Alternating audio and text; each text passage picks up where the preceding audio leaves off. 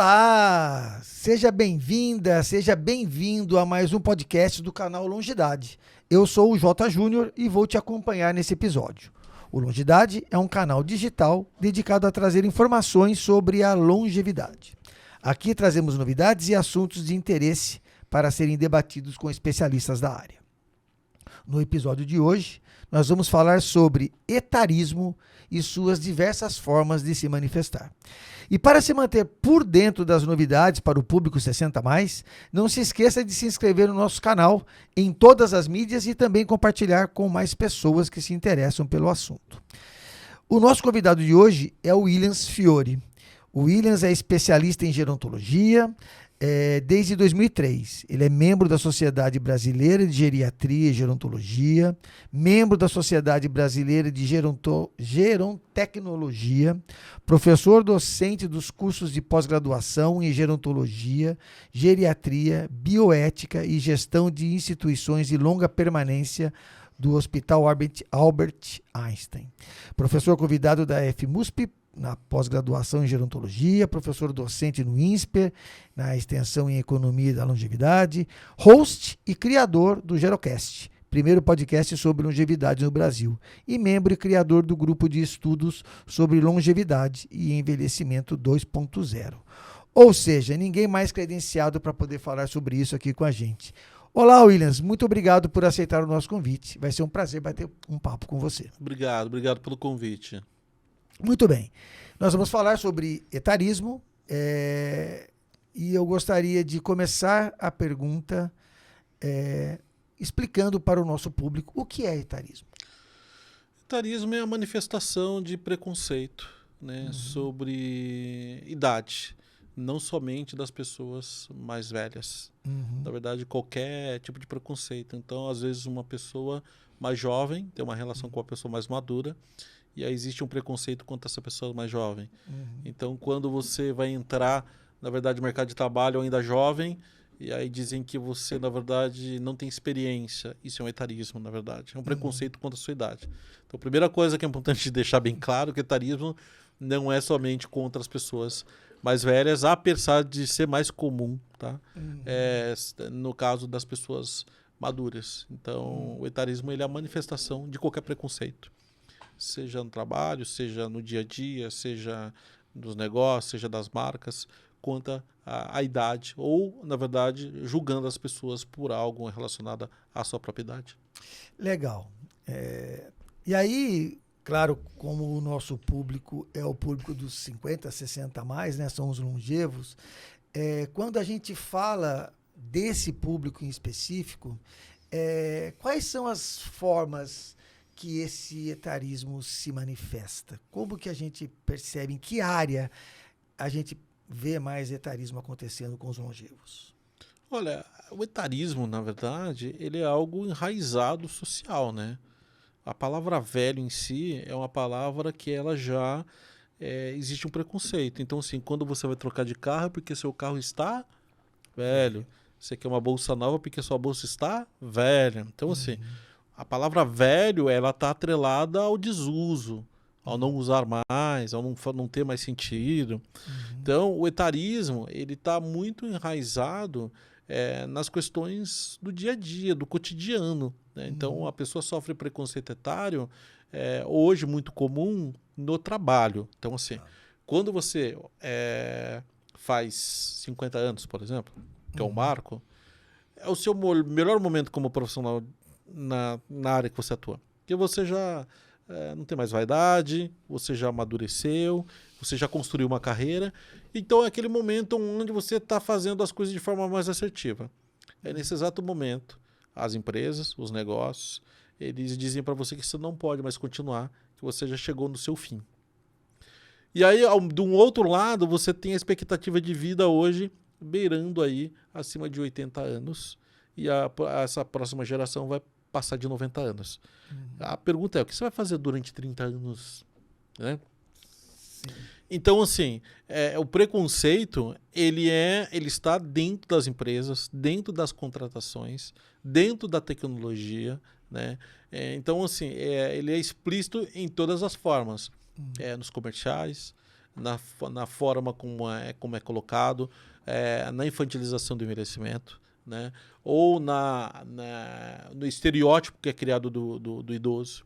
Então, são etarismos que a gente acaba vendo no dia a dia aí bastante comuns. Você, ao explicar essa diversidade, por assim dizer, de etarismo, você passou por um que a gente vê acontecendo muito hoje e que eu particularmente enxergo isso como um tiro no pé, né? Que é o etarismo econômico. Sim. Né? Que é quando uma pessoa mais velha, né, ela não é vista como produtiva. É isso?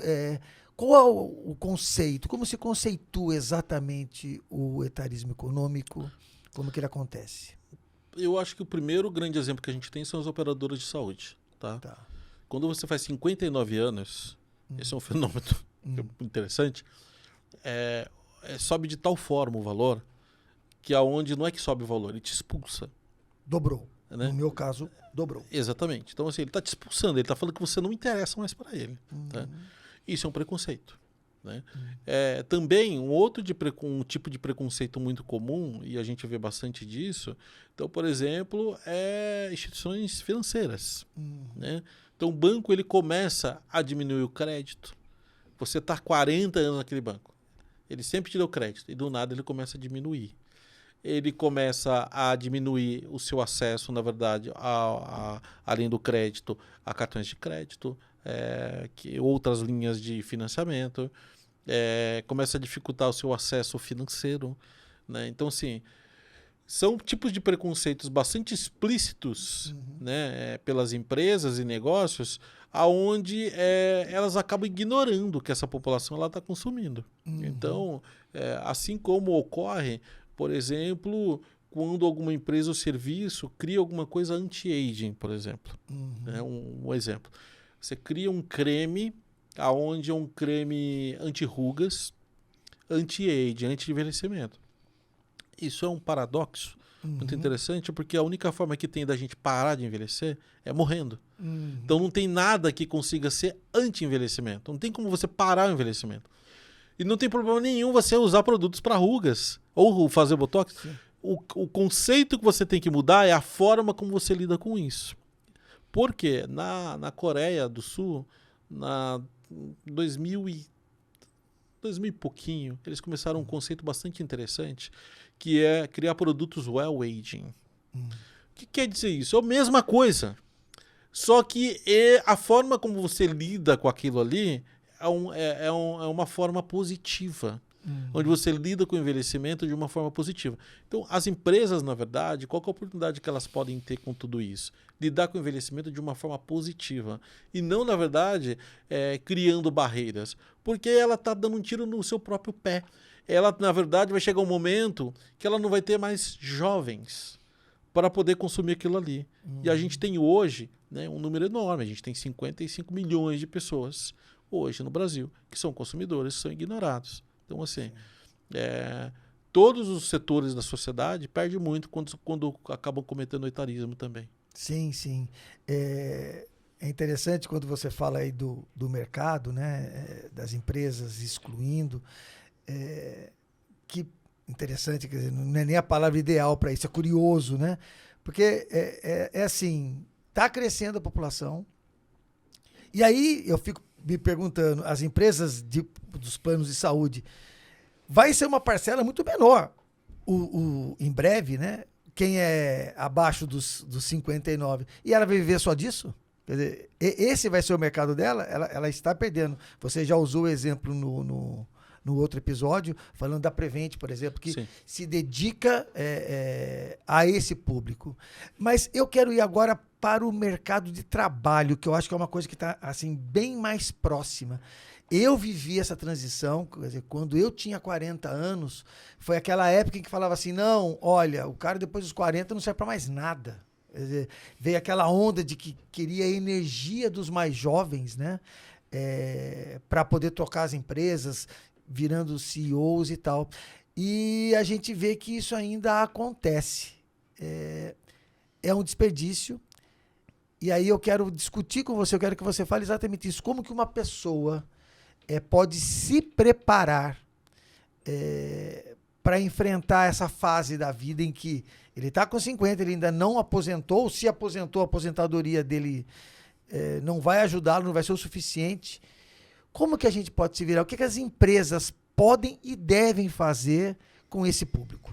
Eu acho que a primeira coisa, né, só resgatando, para finalizar da Prevent, só para você ter uma ideia, a Prevent, ela tem, na cidade de São Paulo, na Grande São Paulo, 500 mil segurados. A Grande São Paulo, a gente tem 1 milhão e 200 mil idosos. Ou seja, quase metade da população da cidade de São Paulo tem Prevent Senior. Então, assim, é um negócio que as empresas ignoraram e que ele está tocando ali, está girando sozinho. Quando a gente olha no ponto de vista como que as empresas podem olhar para isso, como que elas podem se preparar ou preparar os seus colaboradores, a primeira coisa é tocar no assunto, que ninguém toca no assunto. Né? Então é chamar todo mundo para conversar, falar qual que é o seu plano e qual o plano que a gente tem para você daqui para frente. Por quê? As pessoas, elas se veem, na verdade, no momento onde elas são obrigadas a deixar a sua paixão. Porque você acaba tendo um nome onde o seu nome, né, o seu sobrenome, na verdade, ele é o sobrenome da empresa. Então você ficou ali 30 anos com aquele, é o J de tal lugar. Tá? E aí... Era o J da Xerox. Da Xerox. Isso, o J da Xerox. J da Xerox. E aí, de repente, você não tem mais esse sobrenome. Você ficou mais tempo com o sobrenome da Xerox do que o seu próprio sobrenome na sua vida. E aí, ninguém conta como lidar com isso. Então, as empresas, elas têm um papel fundamental, que é, principalmente, abrir oportunidades para essas pessoas que são maduras, porque elas podem trazer para os times hoje uma sabedoria, elas podem trazer essa serenidade, porque é normal que o jovem ele tenha esse ímpeto de fazer as coisas. Já dizia, né, aquele comercial da Pirelli, né? Você ter potência sem controle é desperdício. Ou loucura, né? Ou loucura. Então, talvez ter esse equilíbrio, né? Porque o maduro, ele tem uma maneira de pensar negócio, uma maneira de pensar serviço, uma maneira de trabalhar muito mais serena. Aonde ele vai ter pela aprendizagem que ele tem na vida dele como profissional, ele vai ter uma visão muito mais macro das coisas ali. Então ele não vai ter aquele desespero que muitas vezes o jovem tem de querer resolver a qualquer custo. Então essa serenidade, quando você coloca de uma forma intergeracional, é claro que eu estou falando que não é para ter uma empresa só de pessoas maduras, mas é você ter um equilíbrio ali, porque esse maduro pode ajudar muito. Né? Então, e a forma que as empresas têm de criar isso quem tem os maduros dentro trazer esse maduro para conversar. O que você quer fazer? Como que a gente vai pensar nisso para você? E o maduro também, ele dá a visão dele. O que ele quer para ele. E como que ele quer construir. Por quê? Um exemplo. Como que você, Jota, se imagina aos 90 anos? Ah, cara, olha, ativo dentro do que a minha condição biológica permite, né? Eu quero continuar a estar pensando, eu quero continuar a estar exercendo uma atividade, não estou falando de trabalho, mas uma atividade profissional, que pode ser inclusive voluntária. Sim. Né? Mas eu não consigo me imaginar parado, eu não quero. Aliás, um dos motivos de eu estar nesse canal, participar desse projeto, é que eu quero construir para mim, junto com os outros, um envelhecimento saudável e de bem-estar, né, cara? Tem um ponto que é o seguinte, por exemplo, esse canal, por que ele existe? Para poder trazer informação de profissionais, de pessoas que vivem esses pilares, né, do envelhecimento, da longevidade, que é saúde. Então, o nosso canal é um canal composto por médicos, basicamente. Éramos 6, somos 5, e 4 são médicos, porque a gente entende que saúde é importante. Mas também a gente está falando aqui de economia, de finanças, porque não adianta eu ter saúde se eu não tenho condição de viver essa saúde, essa qualidade de vida, né?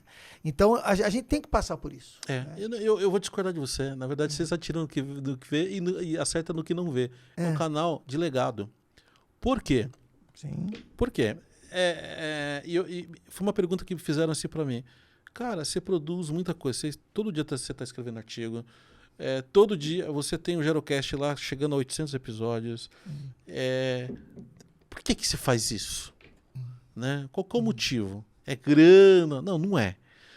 Qual que é o motivo? E eu me fiz essa pergunta. Na verdade, assim, o que eu penso é, quando eu me for, vai ter um monte de groselha que eu falei por aí, que eu escrevi, que vai fazer sentido para algumas pessoas. Sim.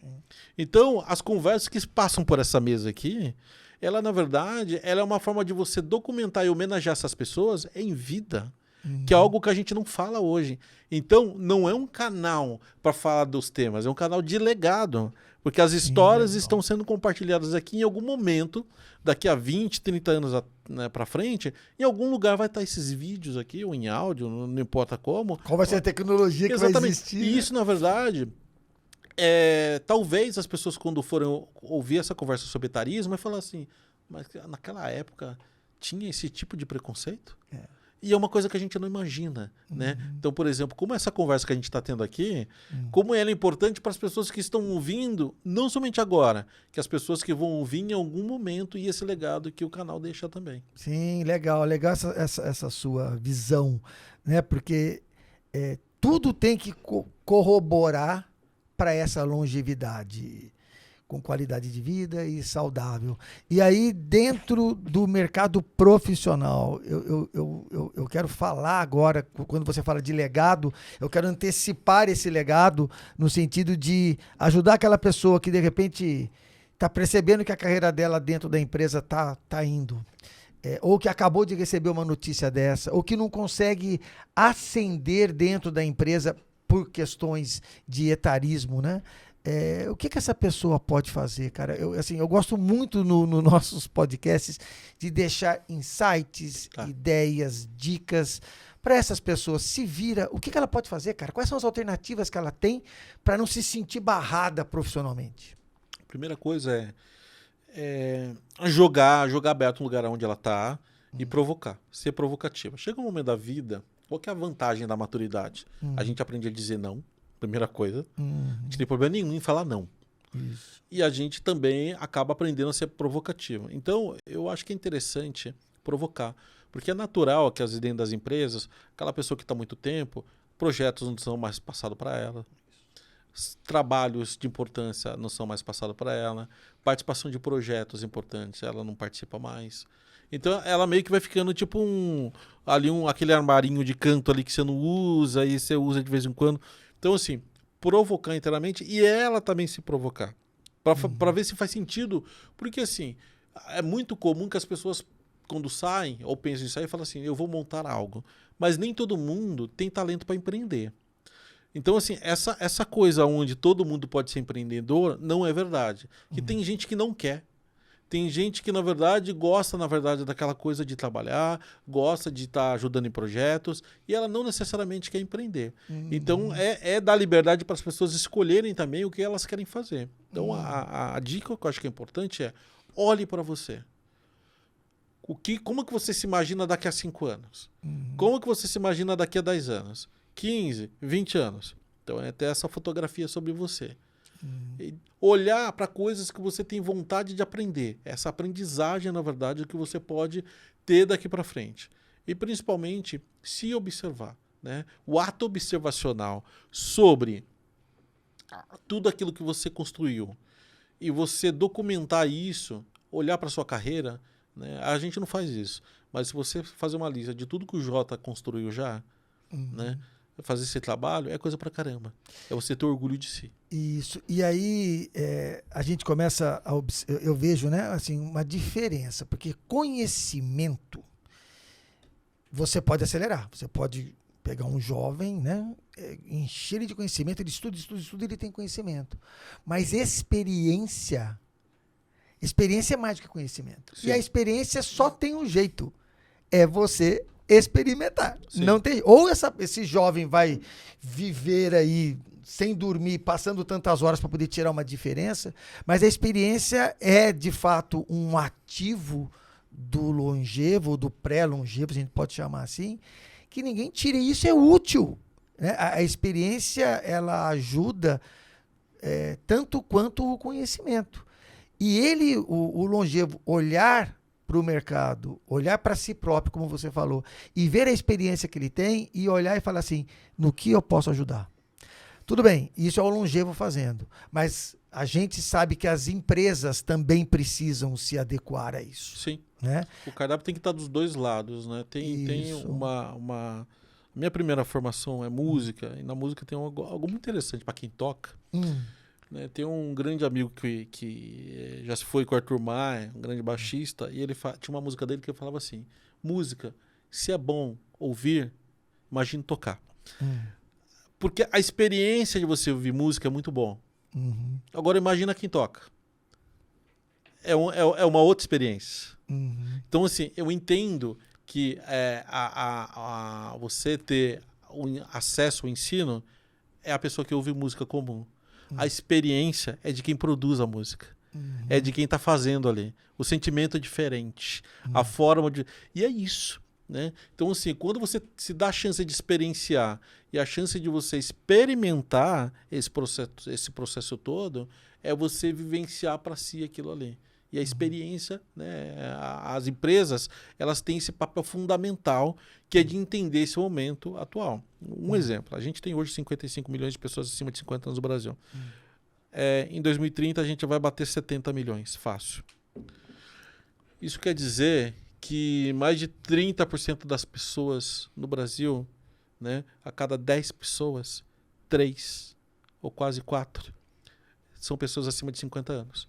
Minha dúvida é, em 2030, menos de 6 anos, as empresas vão contratar quem? Então, exatamente isso, cara. É só olhar um pouquinho com... Né? Não precisa olhar para 2060, não, olha para cá. Agora, exatamente, cara, vai faltar. Então, assim, e aí, nós, longevos, né, temos que estar preparados, mas a empresa também precisa, porque ainda a gente vê muito hoje pessoas sendo excluídas, não claramente, mas você vê que é por conta da idade. Sim. Mas você já vê experiências em outros países, por exemplo, de longevos exercendo algumas atividades, e aí não com discriminação. Ah, não, olha, vai ser porteiro, né? Vai ser zelador. Não, adequando, inclusive, porque isso é uma pergunta que eu faço, tá? A jornada de trabalho que tem hoje na CLT é 8 horas. Sim. Né? Por dia, sei lá, 220 horas semanais. 44 horas. 40 horas. 220 mensais. Será que eu, como longevo, quero trabalhar todas essas horas por dia? De repente, não é possível existir atividades dentro das empresas flexíveis? Sim. Porque tem gente que precisa e tem gente que quer, na verdade, por uma questão de autonomia, né? Então, eu até brinco, né? Você quer matar alguém mais velho, tira a autonomia, né? A pior coisa, na verdade, é você deixar aquela pessoa que ama o que ela faz... você tirar dela aquilo, na verdade, que ela construiu a vida toda. Então, as empresas têm um papel fundamental que é, às vezes, trazer um Jota da vida para ser membro de um conselho ali na área que ele sempre atuou, que ele criou história. Né? Não necessariamente é só para você ganhar grana. É também para você fazer sentido para você. Então, tanto que o board de conselho das empresas é baseado de pessoas mais maduras. Experiência. Mas será que... Mas a gente está falando de grandes empresas. Será que não dá para se criar para pequenas empresas pequenos conselhos? Já tem mercado disso. Ou você ter conselheiros em áreas... Olha, eu preciso de alguém que seja contador para ser um conselheiro aqui para ajudar a gente nessa questão fiscal. Isso já existe hoje. Né? Essa profissão conselheiro. Sim. Pessoas que se organizam exatamente para pequenas, talvez não, mas médias empresas, com certeza, que sim, o cara foca no negócio dele e lança a mão do conselho para poder tomar decisões mais estratégicas. Exatamente. Né? Mas quando a gente ainda fala de consultor, por exemplo, conselheiro, a gente está falando do profissional diferente. a grande massa, que é o que tem ainda, Sim. eu faço essa pergunta. Num shopping center, por exemplo, e isso eu atendo clientes do varejo, que para você arrumar funcionário para trabalhar no shopping center, cara, ninguém quer, tá? Entrar às 10, sair às 10, sábado, domingo, não tem uma vez por ano que o shopping center fecha. Isso é um problema tanto pro operador de varejo quanto para quem trabalha lá. Por que não ter jornadas Menores. de trabalho menores? Você fala assim, Júlio, mas é só fazer. Não, hoje em dia não compensa. A CLT, a forma como é feita essa jornada de trabalho, não compensa. Na verdade, assim, a gente tem um modelo hoje de trabalho que é diferente do mundo todo, onde a gente não ajuda em nada, nem o Maduro, nem a empresa, porque tudo é muito caro, né? Sim. Então, assim, a empresa às vezes ela não contrata por uma questão de legislação. Que a legislação não deixa também. Então, a discussão, ela extrapola, na verdade, essa coisa da empresa. Ela vai muito além disso. Ela vai no conceito, o próprio Estado não ajuda, né? Isso. Ele joga contra o cidadão, ele joga contra a empresa, ela joga contra o negócio. Então, assim, é uma discussão, na verdade, muito mais relacionada à social. Isso, social, política, né? Então, assim, eu acho que é uma coisa que deve ser pensada. A ideia nossa aqui, é claro, dar sugestões para os longevos, para eles se virarem, mas alguém tem que pensar já em políticas públicas que contemplem essa questão que você falou que vai acontecer em 2030. Entendeu? Porque hoje, às vezes, você vai contratar para trabalhar no comércio, no varejo, né? Um jovem, ele fala, não quero. É impressionante. Ele olha e fala assim, não quero isso não.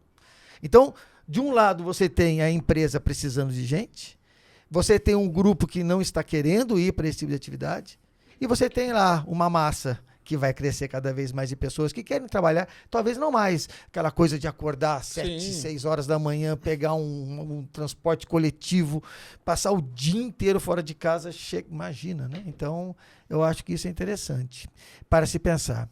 Williams, a gente chegou no nosso tempo. É gostoso falar sobre isso, você tem uma visão muito legal de como isso pode acontecer. Aí eu faço a última pergunta de sempre, que eu gosto de fazer. Dicas. Diante do etarismo, qual que é a sua opinião? O que você acha que as pessoas podem fazer para já ir antecipando tudo que a gente fica pedindo e torcendo para que aconteça? A primeira coisa né, uma campanha do Projeto Velho Amigo, da grande amiga da Regininha Moraes, da Regina Relu, que é velha seu preconceito. Né? Boa. Então, assim, não existe o preconceito contra a idade, é algo extremamente envelhecido e não faz sentido nenhum. Eu vou dar 2 dicas, na verdade. Né? Uma dica é para as pessoas, que os maduros.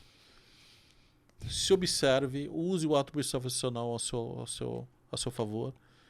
Pense que você vai, de fato, viver há mais de 90 anos, que você precisa ter esse momento de você se observar, olhar, planejar e criar plano A, plano B, plano C. Né? Planejar, na verdade, isso é muito importante. Sim. Para as empresas, se você quiser matar seu negócio, é só não observar isso. Né? Então, assim, a forma mais rápida de você morrer é você ignorar essa economia da longevidade, é você ignorar o etarismo, é você ignorar, na verdade, esses maduros aí.